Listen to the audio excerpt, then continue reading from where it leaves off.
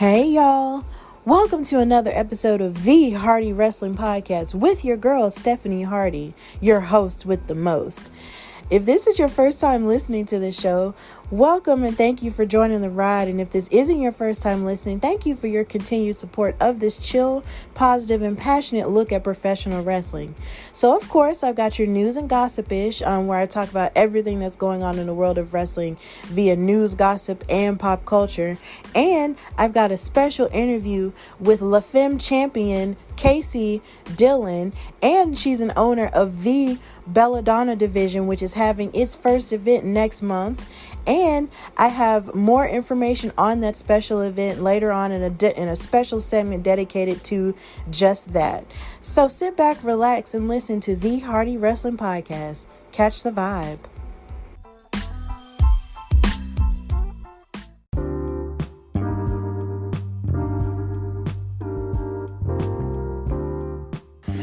All right, so in this news and gossip-ish, there is so much going on in wrestling. I feel like I say that every week. But this week, it takes on a whole new meaning in terms of just disrespect and respect and more people getting fired and people throwing shots and all of the above, man. There's just so much going on. So I'm just going to start with Mickie James.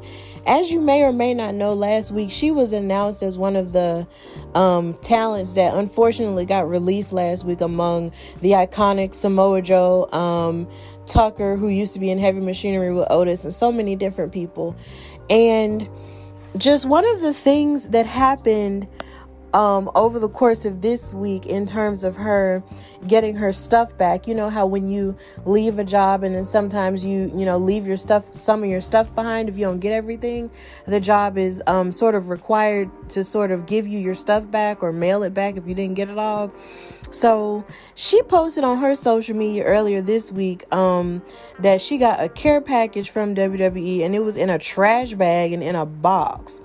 So she posted a picture on Twitter that said, "Dear @Vince McMahon, I'm not sure if you're aware, I did receive my WWE care package today. Thank you." And it was literally a trash bag. And I'm just like, whoa, so that's how they did that? It was kind of odd for me to kind of see that. So I was just like, so instead of just giving you your stuff back in a box, and just having it labeled or some with like a nice note in it or something like that, they just threw it in a plastic bag, like a trash bag. And you would think someone of her caliber would deserve a little bit better than that. But after she took that picture, Triple H and Stephanie McMahon, responded that same night and said, "Upon learning of the disrespectful treatment some of our recently released talent received on behalf of the company, we took immediate action. The person responsible for this inconsiderate action has been fired and is no longer with WWE." And then Stephanie said, I'm embarrassed you or anyone else would be treated this way. I apologize personally and on behalf of WWE. The person responsible is no longer with the company." So it seems as if the person who was in charge of this, or the person who was over this sort of thing, got, reprimanded for it and basically got let go quietly, which is a good move on their part, to just say, hey, like, this isn't something that we're okay with, so we're gonna fire this person. But the plot thickens a whole lot more because Maria Bennett, or Maria Kanellis, who used to work for the company, also said that she got her stuff back in the exact same way, and so did I believe Jillian Hall, the girl who used to sing and all the other stuff like in the early 2000s on SmackDown or whatever, and had that grody looking mole on her face. She said that she got treated the same way and she got her stuff back via a trash bag or whatever. And then later on, I believe it was yesterday, they released news that the person in charge of them getting their stuff back was Mark Carrano, and he was the one that got released from WWE in terms of this incident.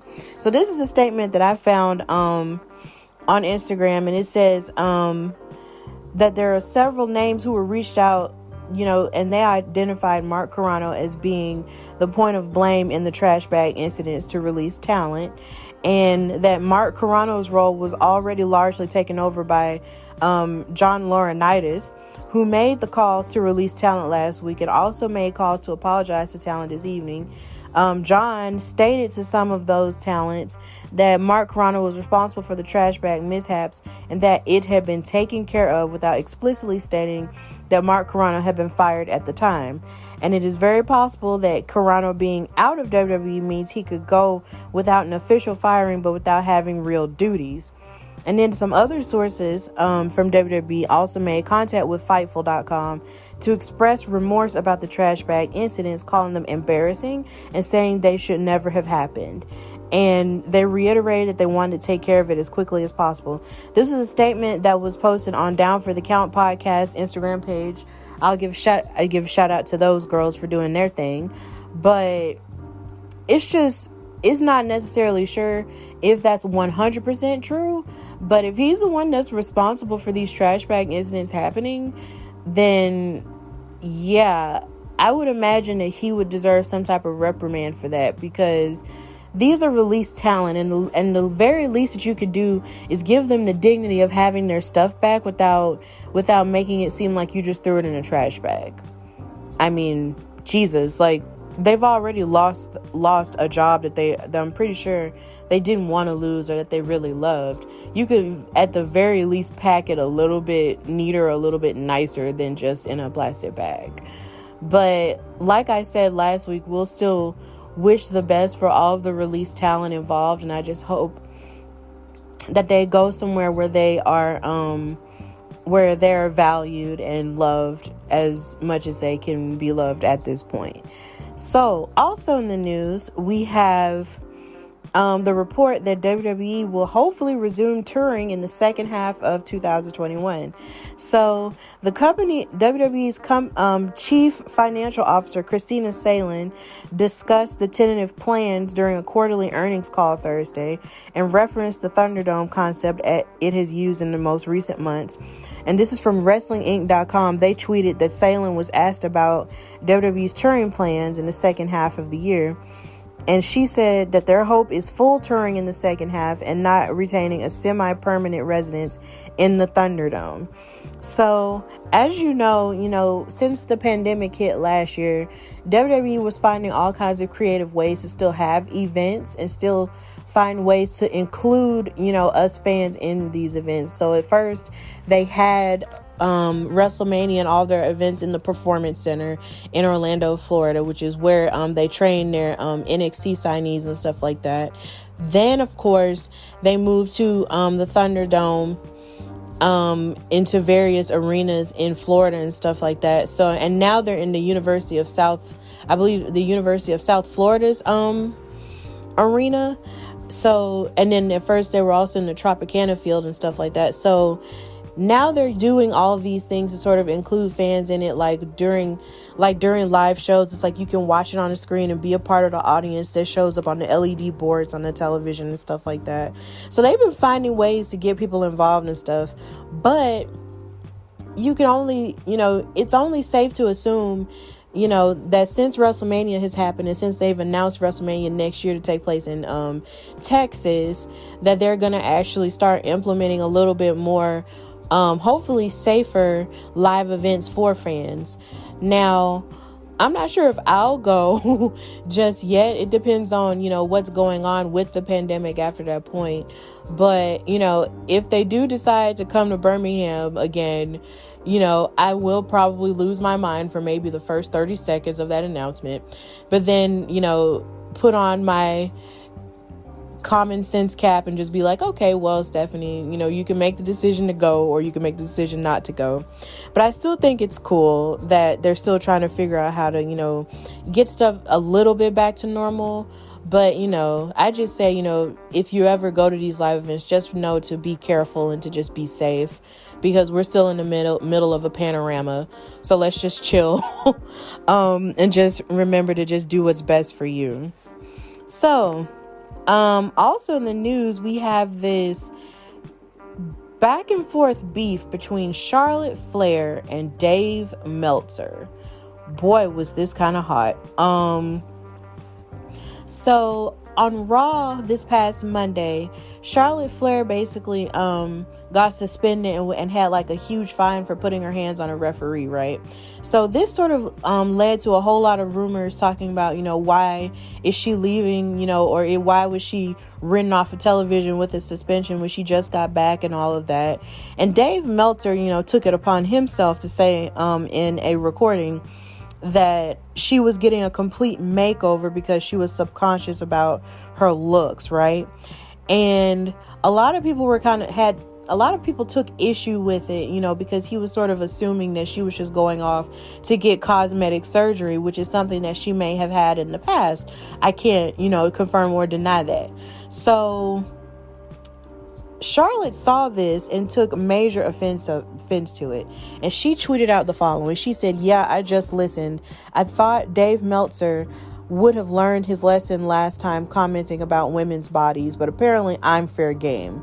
So I get to respond again to a rumor about my body again. You know what? This is when I stop. Dave, go to hell."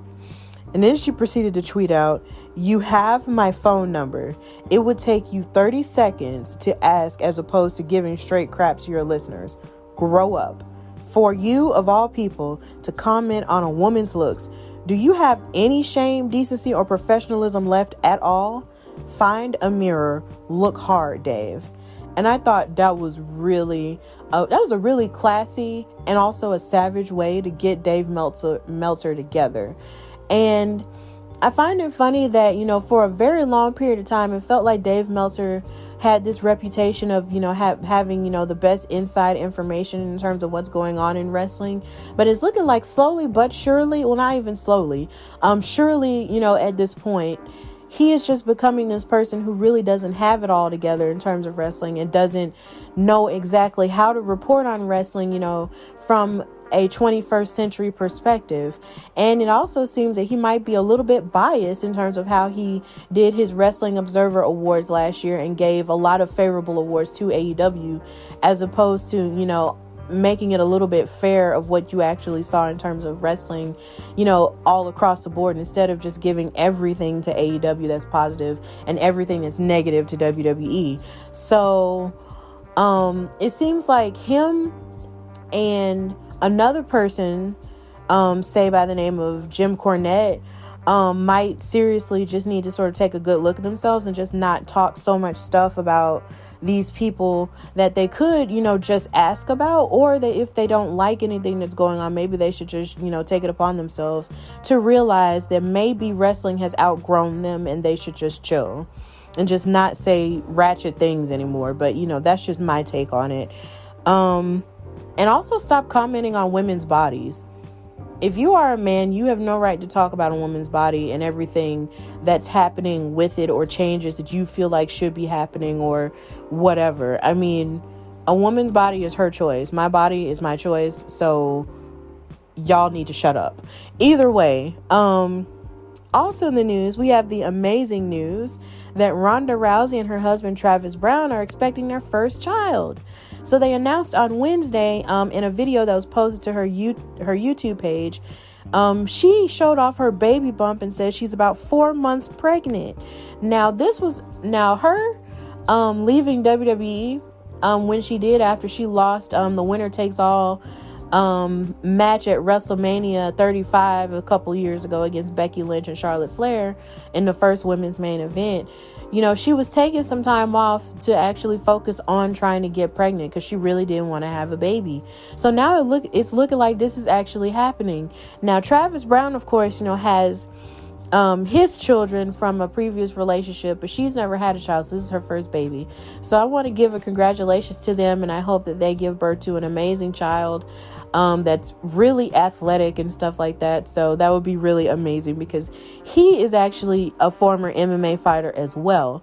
So between her wrestling and her MMA and his MMA, that is going to be an amazing child, full of athletic abilities. So congratulations to those two. Also in the news, we have, lastly in the news, We have Daniel Bryan feeling kind of existential before his WrestleMania 37 match with Edge and Roman Reigns. So Daniel Bryan spoke on Wednesday for the first time since, fighting in that WrestleMania match for the Universal title, and he had a unique feeling. So he said that he felt detached from the situation ahead of the match, and he tried to make sense of the situation. He said it was really bizarre and that it had taken him time to fully process what the experience was like because it wasn't like a normal thing. He said he felt very out of body in it. When I'm wrestling, I feel everything and I feel like I'm enjoying it. This was weird. I was out there and it felt like I was detached. It was so strange that before the match started, I got this strange feeling. Oh no, is this what it's like before you die? Am I going to die? Well, okay. And then he said, I don't know why or how it happened, but it was unlike anything I've felt while wrestling. And then he also revealed that he has started talking to people close to him about, what happened, and openly wondered what it means for his future in wrestling. He's quoted as having said, I haven't watched it back. I don't know if watching it back would help figure out why I'm so detached. Maybe it was a sign that it's time to let go of being a full-time wrestler. The odd detachment, I was like, whoa. Like I said, I'm either gonna die, or maybe it's a sign that this isn't it and it isn't the same type of fulfillment that it was before. I've been trying to meditate on it and talk to my friends that I'm close with, like, what is that? My contract is up relatively soon. I'm still trying to figure out what I'm doing with my life.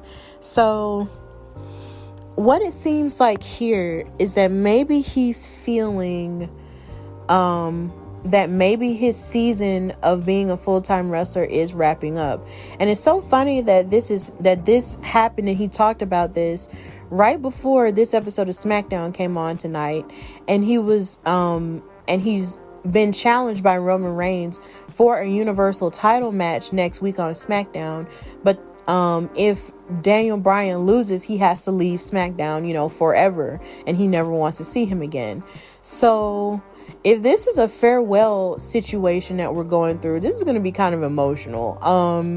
Because it just felt like only a few years ago, he just made his comeback, after being told that he could never wrestle again due to his injuries. And it's like now, he's sort of gone on this run. He had a run with the WWE Championship, after being, general manager. He lost to Kofi Kingston and gave Kofi his moment at WrestleMania 35. And he's just been sort of, in and out with it or whatever. And maybe he's feeling like maybe he should just work backstage and help beef up, other wrestlers creatively. But then there are other rumors all over social media this week that maybe he could think about going, to another company since his contract is up. But I can't imagine, I can imagine him going somewhere else, but then I can't imagine it at the same time because he's been with WWE so long. But at the same time, if he does choose to go elsewhere, then that would be fine. But I would just prefer him to go backstage in WWE because it seems like he's found a new purpose in giving other people the spotlight who he feels like wouldn't have gotten the spotlight otherwise if it wasn't for him or somebody like, say, a Paul Heyman, giving them, their props or their credit or something like that. So, because even like tonight on SmackDown, he was advocating for Cesaro to have his championship match, with Roman Reigns. So it seems like he's found more of a purpose in being an advocate for others than being an advocate for himself. So maybe he finds better purpose in that. I don't know. But here's hoping that Daniel Bryan finds a greater purpose in wrestling outside of him just being a wrestler. And also here's hoping that he doesn't die anytime soon, because that would be very heartbreaking and I would cry and it would just be terrible. So that's all for news and gossip-ish. And now we're going to go to my special interview with Kaci Dillon.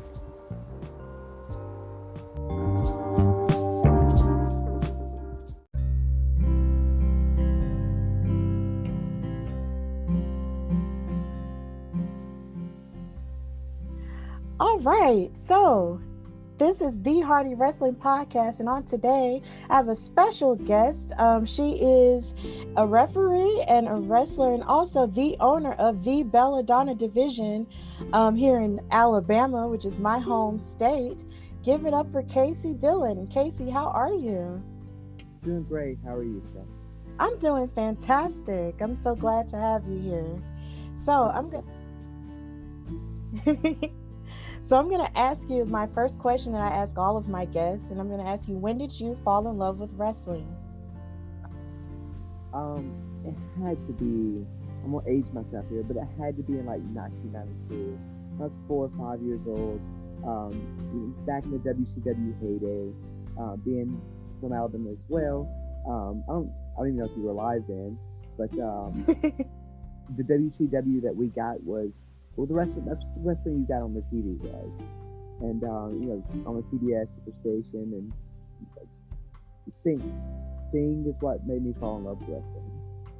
Okay, like that's a really good choice. Like he's a GOAT, definitely. And when it comes to WCW, I was alive, but I was really little. So like I was born in 93. So I was sort of born like right a little bit before the heyday, but then all of the madness of the Monday Night War and all that other stuff that was going on, I was right there in the middle of it, but had no clue what was happening because I was a child.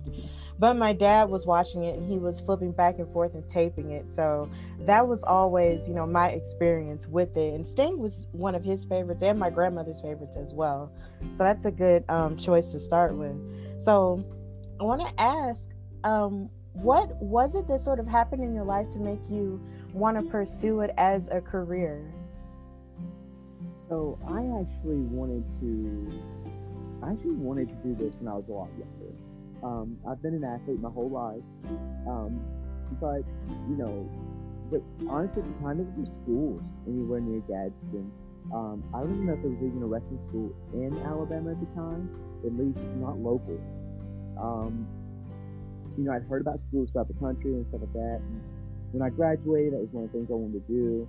But college, right? Go do the adult thing, go to college. Yeah. And then, afterwards it was straight to the military. And then, so I was a little delayed when I got started, a little later in my life. But it actually was, I was at an MCW show, Maryland Championship Wrestling. I had, well, sort of. When I was in the military, I was stationed in Tennessee.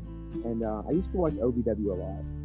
And they were on our local TV station and stuff like that. So on the weekends sometimes, or rather on the week, I would travel up to Kentucky and watch the OVW shows. And they were always putting over their school, but being in the Army, you weren't allowed to do that. So I never really had the opportunity to do it. So when I moved up to Virginia, where I live now, there were some schools up here, a school in Richmond called Ground Zero Wrestling, and they helped me get involved, and it went from there. I actually had no interest in being a wrestler, to tell you the truth. I went to school to be a referee. Oh, wow. Yeah. And they pushed me towards wrestling, and here we are. Okay, you mentioned that you wanted to sort of be a referee first before being a wrestler. So what was it about refereeing that sort of drew you to it rather than, being a wrestler? Because a lot of people watch wrestling and they're like, oh, I want to do the wrestling thing. But very few stories have I heard of anyone actually wanting to actually be a referee first. So what kind of sparked that? Two things. One, I've had so many knee surgeries prior to starting wrestling. That my main goal in life is safety. So I was more concerned with my knee, rather than being an entertainer and stuff like that. But I felt like I could do what I wanted to do by still being a referee. When it came to the second thing really was, one of my trainers was Earl Hebner.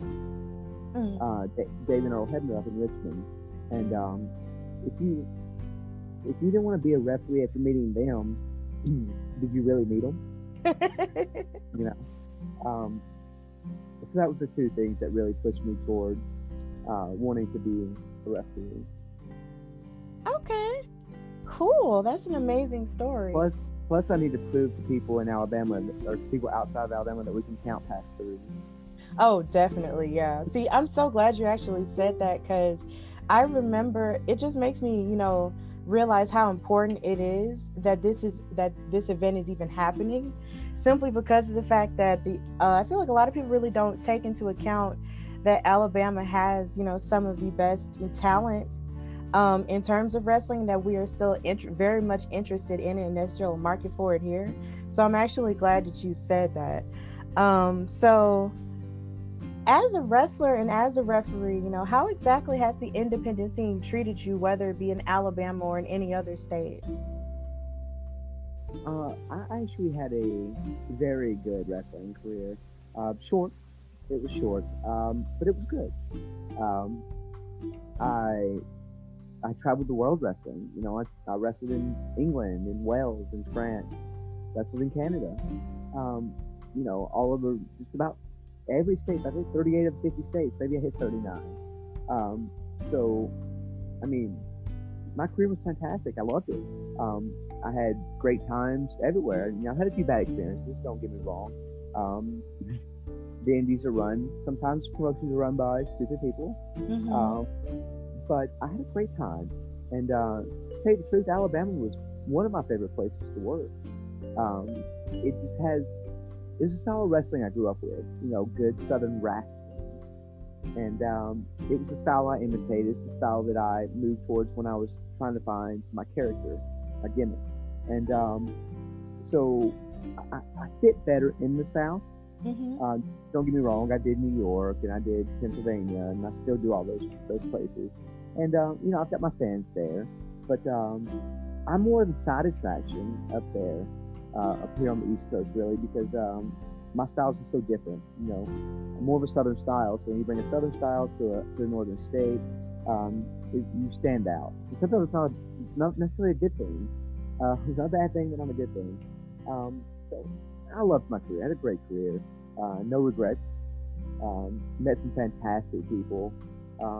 And I learned so much about wrestling that I would have learned just, staying at my local federations in Virginia or just wrestling in Alabama. So, happy. Not complaining about my career. Wow. So you mentioned sort of like a difference between Southern wrestling or wrestling, as you said, and Northern wrestling. So what would you say are some some differences between the two? Because I've only ever been exposed to mainstream wrestling in front of television, and as opposed to really knowing the difference between Northern and Southern wrestling in the Indies. So if you don't mind, like actually expounding upon that a little bit.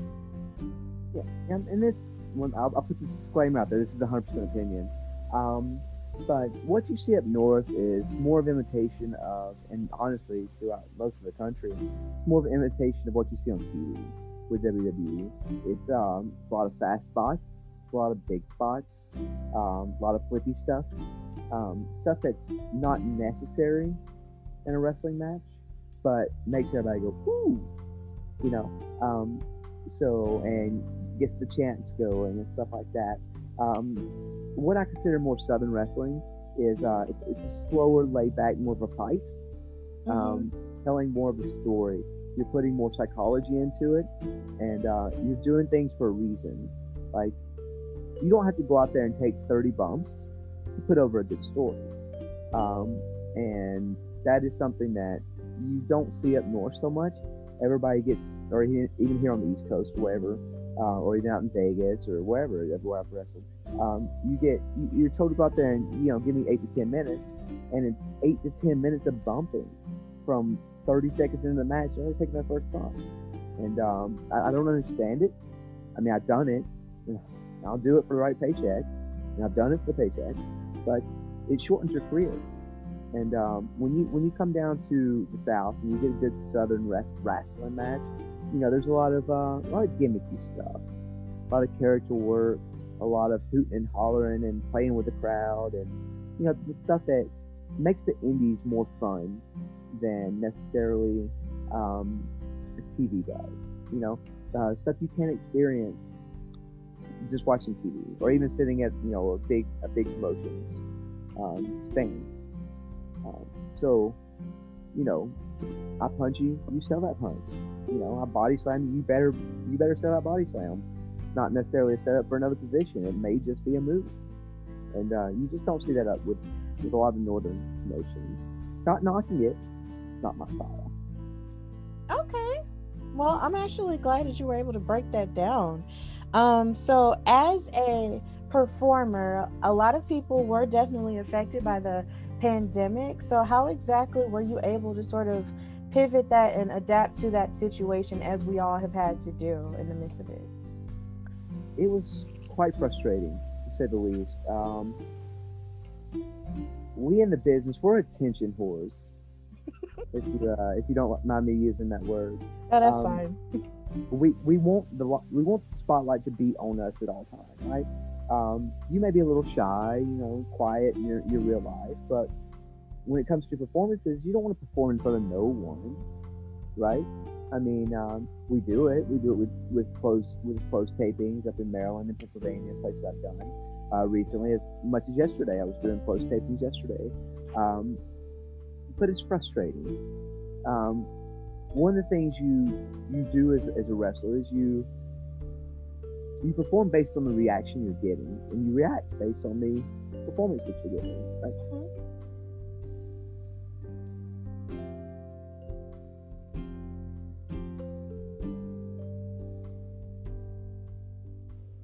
Wow, I apologize. So anyways, It's okay.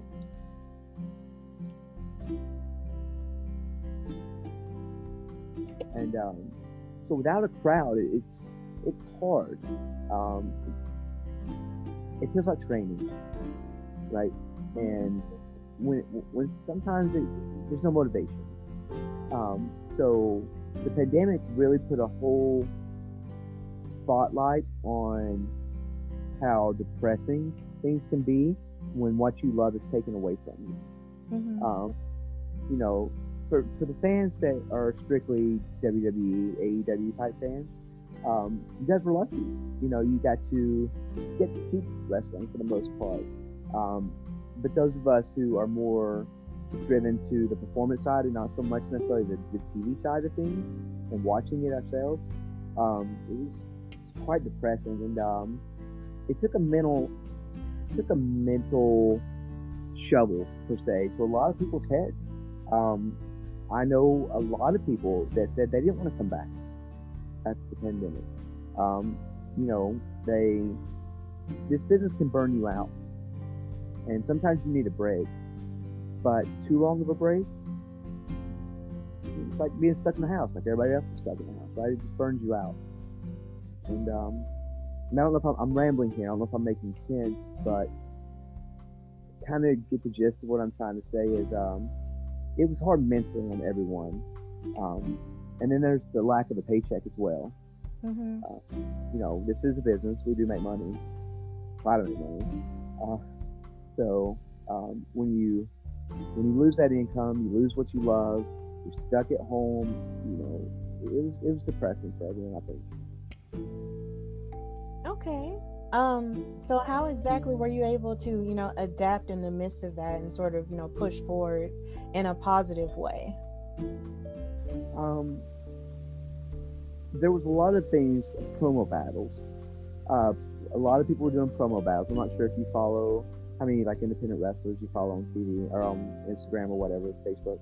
But a lot of us were doing promo battles, which was actually quite fun. You're cutting promos, you get matched up against someone, you go back and forth. It's like rap battles, right? Except geekier, right? Nerdier, way more fun. So that was easy. A lot of training.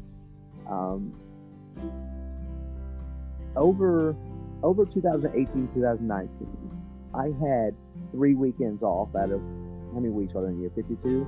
104 weeks. I had 3 weeks off, or in total, from wrestling. 2 of those was because I lost a grandparent. When it was tiring. I was tired. My body hurt. I'm working 3 to 4 shows a week.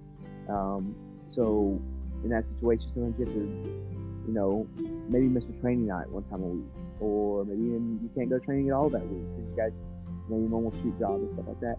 So actually during the pandemic, it's a really good time to step back, take a step back from working, step back into the training ring.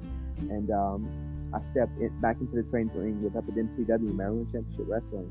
And, they are one of the Future of Honor with Ring of Honor, one of their schools, one of their developmental schools. So, it's top-notch trainers up there. And it gave me a lot of time. And to me, that was positive. They would take a step back and really reevaluate what you know, realize what you don't know. And so to me, that's a good positive thing. Yeah, I find that some of the things that people have been doing in order to keep themselves, afloat has been like to get creative. And sort of figuring out, how can I still do, even in the midst of this crazy thing that's sort of taken everything away. And it's good that you were able to do that and also keep your tools sharpened in that aspect with your abilities. And I'm sorry for your loss of your grandparent. I know that's not easy because I've personally been through it myself. So I know that's just not an easy thing to do, but you still rose above it and found a way. So I'm going to switch gears and ask you, what inspired you to create your own wrestling promotion? So how to put this nicely? There were a lot of creeps in this business, and there are a lot of female promotions out there, women's promotions out there that are quite difficult to work for sometimes. There's a lot of drama that goes into this business, a lot of pay issues, a lot of booking issues, a lot of favors, and stuff like that, and it becomes a headache, right?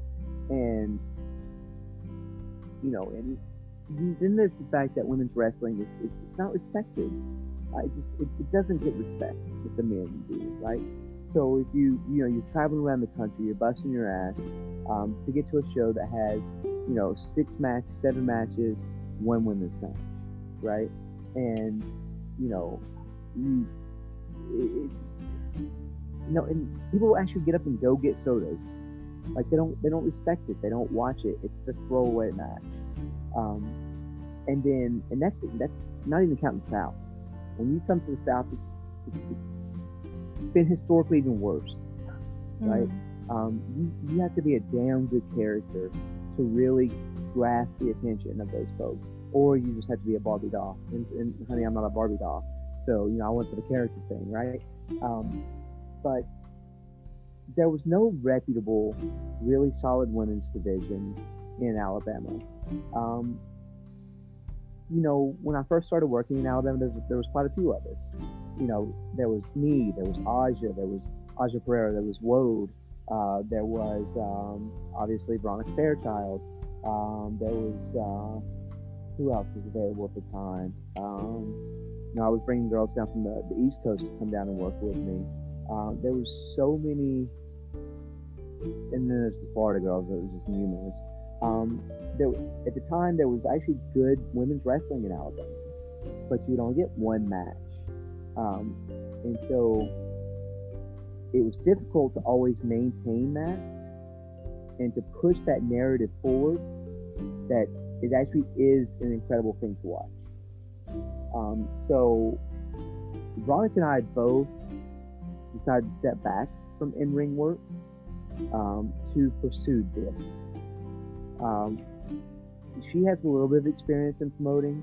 I have 0 experience in promoting, but I know not what to do, right? I know that I'm going to have the money's already there. I know how to treat the talent, all because of things that I witnessed that I don't want to do that to other people. Mm-hmm. So using my bad experiences moving forward, her bad experiences moving forward, that is why we wanted to create a safe space to showcase women's talent that proves to the people then we can entertain you just as well as boys can. You know, we can get in there, we can kick ass just as much as the boys can. And you know what? We can take still chair shots too. Right? So that is our reasoning for starting that promotion. Wow, that's a pretty powerful reason, to be honest, because I know from watching wrestling, myself as a fan, even if it was just on television, there was like a huge space and time in which women's wrestling was not taken seriously at all. And it used to disappoint me because in the back of my young mind, I would say, I hope one day the girls can do what the guys can do. And it didn't get that way until I got to college. It didn't get that way until I was finally in my 20s. And once it finally did get to that point, I mean, and that's not knocking, what the girls were able to do while they were there, because there were some moments and some pockets in there where a lot of women did pretty good things, even though they weren't being taken as seriously. But at the same time, I wanted there to be a narrative change, in how the women were being perceived. And now it's only just now within the past, 8 years where the dime is changing and we have more women doing amazing things. You're seeing more matches even on television, but there's still so much work to be done, even in independent. And I'm really glad that you're speaking to this, and I'm happy that you're on here so I can tell you how excited I am about Genesis. I'm so excited about Genesis. I can't even tell you how pumped I was to hear about the BellaDonna division and why Genesis is a thing and everything about it. Like, I'm super pumped. So do you want to talk more about the show itself and how that came to be? Yeah, absolutely. So we were the women's division for BCW. Mm-hmm. We separated. We wanted to do our own thing. It was not any type of issues. There was no anger. Veronica and I just wanted to step aside and do our own thing. So, wow. It's a culmination of everything that we've always wanted, right? She knows the business. I know the people. She's been out of the game for a few years. Her last 5 or so years was generated more towards like the Alabama and Georgia and Tennessee. She didn't travel as much anymore over her last 2 years in the business. But I was out there. I was traveling the country, traveling the world. So she kind of left the booking and figuring out the matches, the card writing, the creativity. She kind of left that portion to me to figure out. So when we decided that she was going to have what she was going to do and what I was going to do, I got super excited. It was like Christmas morning again, I got the chance to write the matches that I wanted to write, to set up things the way I want to set them up. I know almost every one of these girls personally. Those that I don't know personally, that I've never actually stepped in the ring with, have been recommended to me, or I've watched shows with them. I just didn't know them. So I know the matches I'm giving you are going to be top notch. I know that the matches that we've got lined up are going to be killer matches. We've put a lot of thought and effort into each opponent. And so we're beyond excited.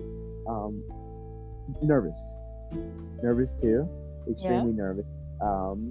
It's, I don't want to say this is a sink or swim show, but it's a sink or swim show. Like we really want the people to come out and really enjoy this show. We can lick our wounds and recover if it doesn't do well, but jazz. Yes, Lord. Like jazz. I called a favor, right? I've worked jazz as a show with jazz previously, and we've been talking for years back and forth. Well, I shouldn't say years, at least a year or so back and forth, about getting this done. And then COVID hit, and it just put like a kick stopper and everything. But I got jazz, right? So I really wanted to start this thing off strong. I've been on women's shows with fantastic cards. I'm talking about, I've been on shows where right now, probably 12 of the 15 girls on the show are signed with either AEW, Impact, ROH, WWE, over in Japan. And then there's 3 of us that are little stragglers left behind, right? Mm-hmm. But it just tons and tons of great talent, and the shows didn't draw. We're talking 30, 40 people. It comes back to the lack of respect. So the thought process was, maybe if I can provide you talent that can go with Jazz, that can put up a fight with Jazz, and you know Jazz, maybe that will really show you that the talent that we have is serious and is there for a reason, you know. And so excited, nervous, scared, to be quite honest. I've got my ibuprofen already ready because I know there's going to be something crazy going on somewhere. I've got contingency plans B, C, D, and Z, right? So I'm excited. I hope you're excited. We're excited to have you on. So you want to tell everybody about your special part of the show? Oh man, like I'm happy that you are excited that I'm a part of the show. Like, because this is, so for those who may or may not have seen my post or whatever, like this is my first time ever commentating anything because I know I'm a podcast host, of course, but I'm, being the commentator or whatever, and I am so excited to do it because it's just the fact that I love women's wrestling so very much, and I feel like, watching the women, soar and rise, in various forms of wrestling, whether it be in the independents or even in the mainstream, it just makes my heart swell and it's just one of the greatest joys of my life.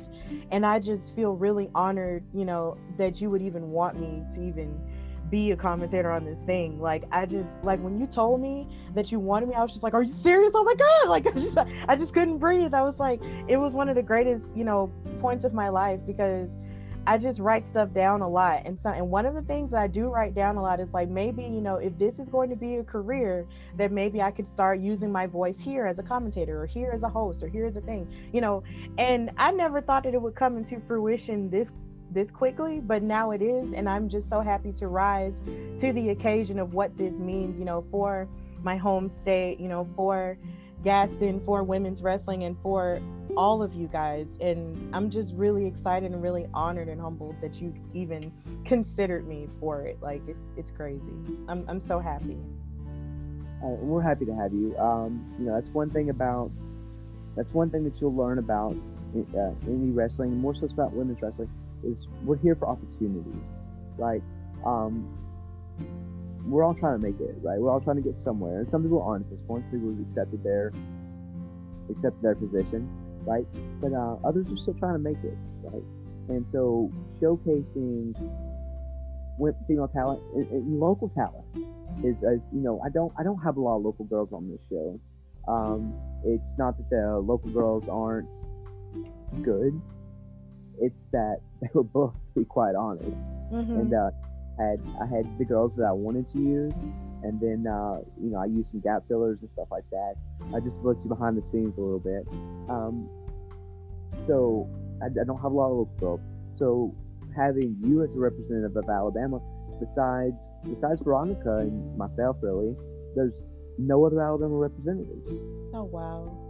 Yeah. So we needed somebody that wasn't backstage being an Alabama representative. You're good at what you do. You've got a great co-host in Brittany Hoffman. If you've never seen her work with Elevate, she is fantastic. So I've got you in safe hands. So let's hear what you're able to do, and we're excited to hear it. I'll be backstage listening to everything you say. So, better not trash talk me. If you trash talk me, I'll hear it now. Oh, definitely. I would never trash talk you. Like, that's terrible. No, I would never do that. But I'm really happy for this opportunity. And now knowing that I'm a part of the Alabama connection here, it just makes me kind of emotional. But I'm going to try not to cry. I want to ask you, how exactly do you feel about the evolution of women's wrestling? And do you have any hopes for the future? The future is endless. Right. We've seen what's been happening. We've seen going from having the women's battle royal or Royal Rumble to multiple women's titles to women main eventing pay-per-view, and the recent which made me so happy seeing Sasha in their main eventing. I was always a huge Sasha fan. I may or may not have known Sasha prior Sasha. So it's kind of happy to see her progression, and seeing her and Bianca, right? Yes. The main event was fantastic, and it couldn't have happened at a better time. Society's moving forward, and while there's not always equal representation of everyone out there, the representation out there is top notch, right? And so the platform that the women's been given over the last few years is incredible. And I don't know who personally to thank for that. I mean, we all know who personally to thank for that. But yeah, it's incredible. And I grew up in a time in which it was TNA. And you watched the first episode of BellaDonna Day, so my definition of TNA is talent and attitude. Right. And but that's not what we came up growing up with. And the diva era, I mean, it was entertaining, I guess, but it was misrepresentation, and it was such a lack of not talent, not athleticism, but the lack of allowing them to do what they do best. You had Lita, you had China, you had Jazz, and you had a few more that were doing more athletic things, but you had the Debras and the Trishes and blah blah blah. And I'm not going to sit there and crap on everyone's name or what their work is, but it wasn't always good. I mean, to be honest, it wasn't always good, and it wasn't their fault. And the fact that the women now are being sent out there to the ring, hey, go do your stuff, go do your character, go out there and show the world what you have. That's not a body part, right? That makes me so happy. The future's endless. It won't be long before two women of color main eventing main eventing WrestleMania won't be even a thing that's noticed, right? I mean, it's a great thing that's happening, but eventually, hopefully soon, it would just be another fantastic main event. Right. That's what I'm seeing, looking forward, and that makes me happy. So future's endless. Yes. I'm so glad you said that, because I'm actually going to be talking about Sasha and Bianca a little bit more on my episode that I'm going to put out this weekend. So I actually want to ask you, who are your top 5 wrestlers, male, female, or non-binary?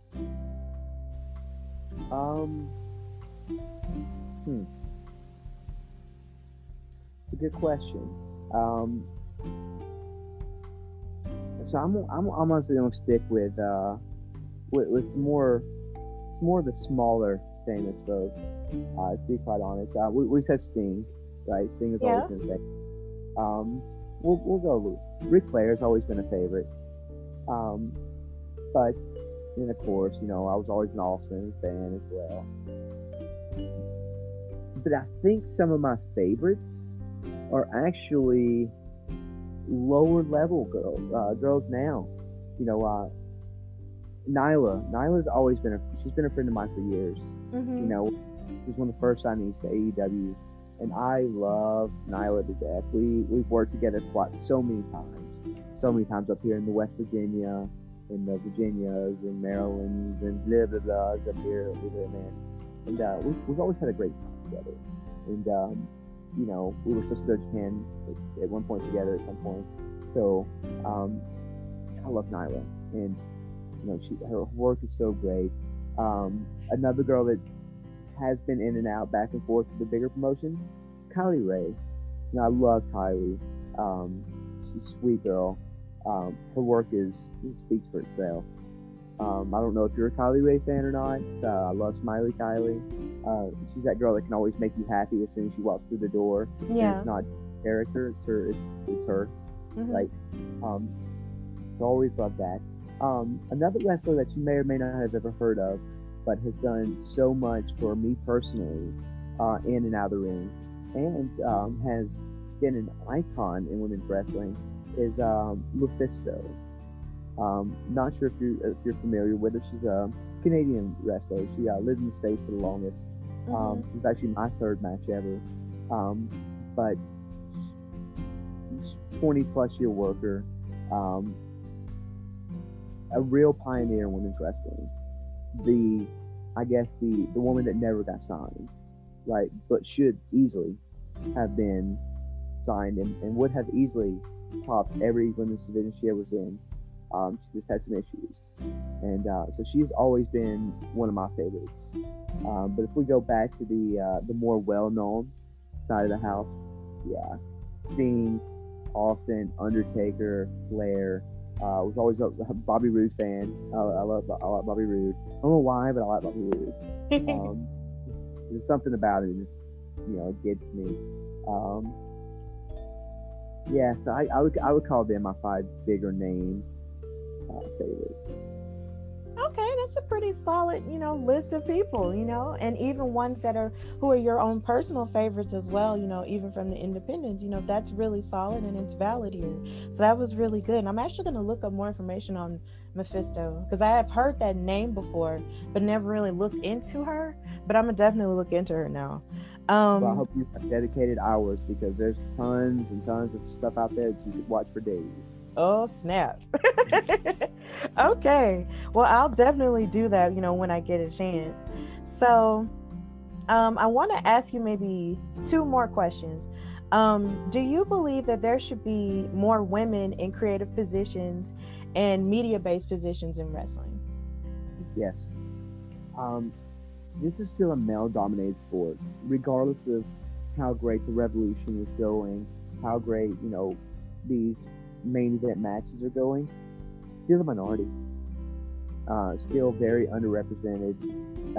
Still, if your name doesn't end with McMahon and start with Stephanie, you're not listened to very often as a female in this business. Somebody brought up a good point the other day, and I can't remember who it was, mentioned that there was more females on commentary on one particular company being WWE than she's noticed in the independent circuit ever. Right? And that is ridiculous considering there's way more indie promotions than there are the one WWE. So yes, there needs to be way more women. The issue is I don't think there's the want, and it comes from so much trying that book women shows. It's not easy to find the women that are interested in being in those positions. It seems like a lot of times when women come in, it's wrestler or it's referee. If sometimes it's announcing. In your case, you're the very, very minority in terms of wanting to pursue the commentary side of things, right? That's not a very a common thing, and it's difficult, and there needs to be more women out there, not just for ease of my life, but for people to really, if we're really going to get people to fall into women's wrestling, you need to fall into all of it, right? Right. It's not just the wrestlers, it's the referees, it's the managers, it's the valets, it's the commentary, it's the announcers, everyone, and I wish more women's promotions would use all women everything, but it's tough to find them. So, girls, if you're looking for a job, that's a job to go into. Yeah. And it's so funny, you said if your last name isn't McMahon or if your first name isn't Stephanie, no one cares. Maybe I'll have better luck because my name is Stephanie. And my last name is Hardy too, so maybe I'll have better luck. There you go. And then people will actually listen to me because those are my names and you can't deny that anywhere. It's interesting. But I swear my parents didn't do that on purpose. That was literally a coincidence. They didn't. They really didn't. Oh my gosh. So one final question, what inspirational words would you give to someone who's looking to start a career, whether it be in women's wrestling, refereeing, or even in media-based positions? Stick with it. You're going to hear no 9 million times before you get yes. And then when you get that one yes, you're going to hear 9 million more no's before you get another yes. Nose to the grindstone. You've got to stay with it. You know, you may be a great cup of tea, but not everybody likes tea. Right. You know, that's and you know, you're gonna get put down. You're gonna get shot down faster than the guys will get shot down. You're gonna be told that you can't make it. You're gonna be told that you're not worth it. You're not worth the investment. You're not worth the time. You have no future. You're not a Barbie. You know, you whatever the case may be, you've got to stick with it. You've got to prove. You've got to work twice, 3 times as hard, right? If training is 2 hours a day, you need to be in it for 6 hours. You know, you need to be there early. You need to leave late. You need to, you know, be at the gym twice as much. You know, whatever your weaknesses are, you need to focus on that, because people are going to pick on the women. They're going to find that spot that bothers you, and they're going to milk the hell out of it, right? This isn't necessarily the easiest business to be in. It can actually be quite a pain. So, as stated previously, you've got to stick with it. Those are my words. Just stick with it. Don't let the BS of this business ruin your mindset and ruin your drive to do what you want to do. And don't let the women run you out. And that's pretty solid advice there. So Kaci, I thank you so much for coming on the Hardy Wrestling Podcast. It's been an absolute pleasure talking to you. I feel, very honored that you were on my show. And I'm really honored that we get to work together. And I hope we continue to work together, because this is awesome. And this is just going to be fantastic. I see it in the future. So if you can, just put yourself over and tell people where to follow you on social media, and of course, push anything else that you have going on, in your own career, and just anything else you want to talk about. Absolutely. So you can find me on Facebook, Instagram, and Twitter a little bit. Facebook is Kaci Dillon, simple as that. You can find me, and Instagram is Kaci Dillon _POD. I think it's what it is, to be honest. Also, Twitter, I think it's the same. I don't tweet much except to make fun of Trump, so you won't see me on Twitter very often. But the important thing is, you don't want to follow me. You've got to follow the BellaDonna Division. We're on Facebook. We're on IG. We've got our own YouTube channel now. We're releasing weekly a new TV show that Veronica and I are doing, kind of like Talking Smack. Where we're going to sit down and we're going to talk about the BellaDonna Division. We're going to talk about women's wrestling, but not so much in a podcast format. More so about what's happening in the shows, what just happened, what we're doing. Enjoy it. Also, another thing that we didn't really talk about in this particular episode in your podcast, but is big for me and important in my life, is British Empire Wrestling. It's a company that I work for. I got my first UK debut with them. Fantastic company. They've got 10 plus years of experience running women's wrestling. They've had some of the best in the business come through their doors, who are alumni of them, and both training and running through shows. I'm now the proud owner of that. I got that heritage. I got that fucking contract, right? So let's push that too. We're gonna push British Empire Wrestling. You find us on Facebook. Not so much Instagram, man. I ain't got an Instagram set up just yet. Find us on Facebook. Also visit quickWrestle.com. There is hundreds of hours of work from the ladies at BEW, including my own work is there. Watch me and Sadie give and Talia Martin. You'll really enjoy that match. It was a good, I told the British people to piss off, and it was a good time. So check that match out. That's it. My things I got going on. You can catch me. You won't catch me at all because it's a TV taping. But I've got tons of shows coming up with MCW. Got tons of stuff working out in Pennsylvania. I'm now the world champion of Eclipse Wrestling. Believe it or not, I did come out of retirement momentarily. to just because I had some stuff I needed to deal with Adina Steele. Her and I had a past. we needed to close that out, and so I closed it out once and for all. And now I've got a title I've got to defend. So you can check me out with them, Eclipse Wrestling, up in Pennsylvania. And thank you so much, Steph. I appreciate everything. You've been great, and I will see you soon. All right. Thank you so much, Kaci, for coming on the Hardy Wrestling Podcast, okay? Bye-bye. Bye-bye.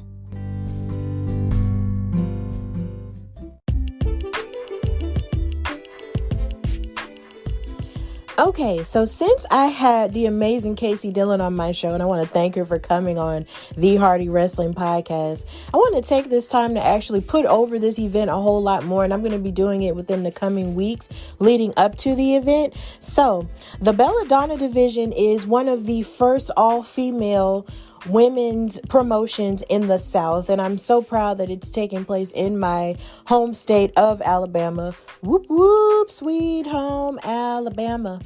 Roll Tide roll. I'm not a Crimson Tide fan. I just say that because it's just in my bones. Either way, I'm just really excited that this is taking place in Alabama. So the event Genesis is taking place on Saturday, May the 15th, 2021 at the Gadsden Mall in Gadsden, Alabama. And if you need the address, here it is. It's 1001 Rainbow Drive, Gadsden, Alabama 35901. The general admission for tickets is $15 and ringside seats are $20. And the doors open at 6 p.m. But before the doors open for the Genesis event itself, legendary wrestler and all-around future Hall of Famer Jazz is going to be having a wrestling seminar that you can sign up for only $50, and that's going to take place at the Gadsden Mall from 3 p.m. to 5:30 p.m. So if you want to take that opportunity to learn from one of the greatest women's wrestlers of all time, please do so. Go and get this class, And plus, she's also booked, to wrestle with us, on that show too. So please take that opportunity to do that as she goes on her retirement tour. And then after that, of course, you have the Genesis event, and it's going to feature some of the greatest, talent that we have, in women's wrestling today.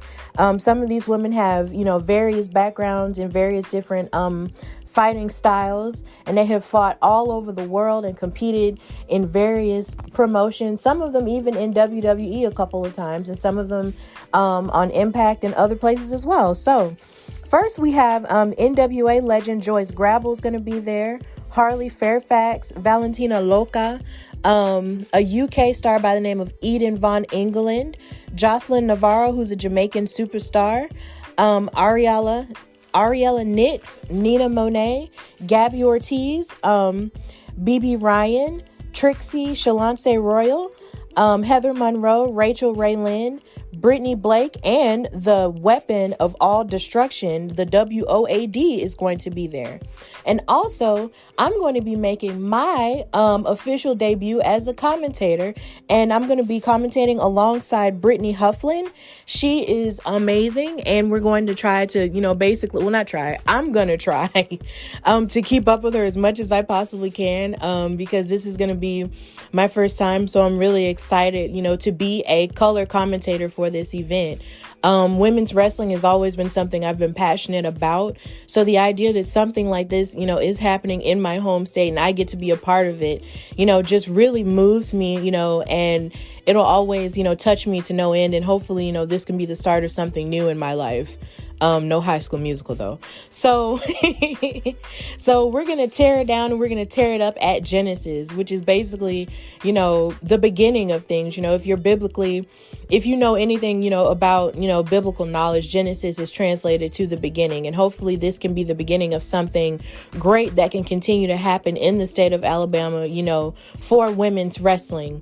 So I'm really excited this is happening. Again, this Genesis is taking place Saturday, May the 15th, 2021, with the doors opening at 6 p.m. And you can buy your tickets at this link that can be found on the Instagram page for the BellaDonna Division at BellaDonna Division, and on their Facebook page, which is the BellaDonna Division. And here's the link. It's https the BellaDonna Division .square.site. But you can find the link on their social media platforms. Please follow them on Instagram and on Facebook. And of course, I'm going to be posting about it on my social media handles as well. So with that in mind, please support women's wrestling. Even the wrestling that you may or may not know about, please support it. The wrestling that's going on in your hometown, please support it. And just, raise your voices for women's wrestling, because there is a revolution happening and it's only going to get greater from here. So please support us, and please come out and support women's wrestling here in Alabama.